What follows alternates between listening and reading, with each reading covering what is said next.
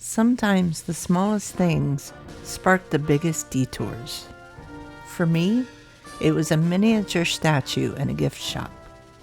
I bought it for my son during my business trip to DC, and that little souvenir planted the thought, if the model was this striking, what would the real thing feel like in person?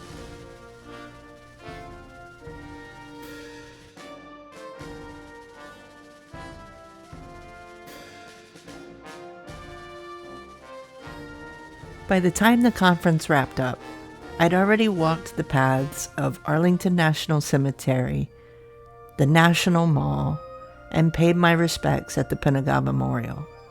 One last stop called to me before heading home: the Marine Corps War Memorial.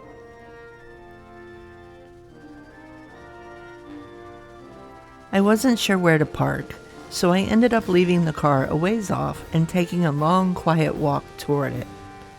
That walk was a gift in itself. Peaceful, serene, the kind of reflective silence that lets everything you've seen on a trip settle in. Then as the memorial came into view, I found myself whispering, "Wow." I had no idea it was that big. Towering bronze figures locked in the famous image of Iwo Jima, raising the flag. It wasn't just a statue. It was a presence. At the base, a woman sat sketching, completely absorbed. I smiled and nodded, and then circled slowly around, taking it all in before snapping my 7 photos. This was the final stop of my 2013 trip. Before heading to the airport, or as I like to call it, the Chattahoochee Prison. Oh wait, Reagan National Airport. Murph always tries to sneak in a last laugh.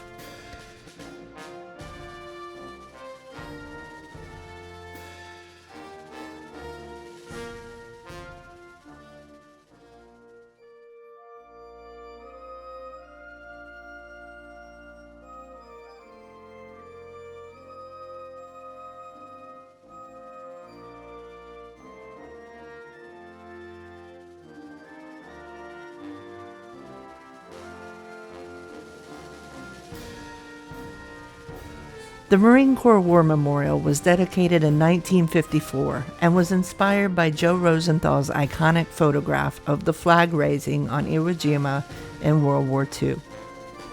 The figures are over 30 feet tall, cast in bronze, and together they raise a 60-foot flagpole.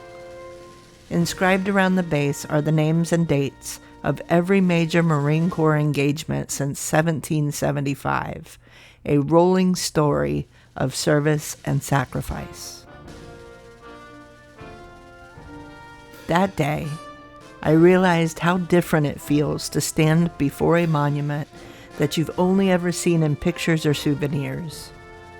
The miniature I picked up for my son was meaningful, but the real thing, it had a weight, a gravity you could feel in your chest.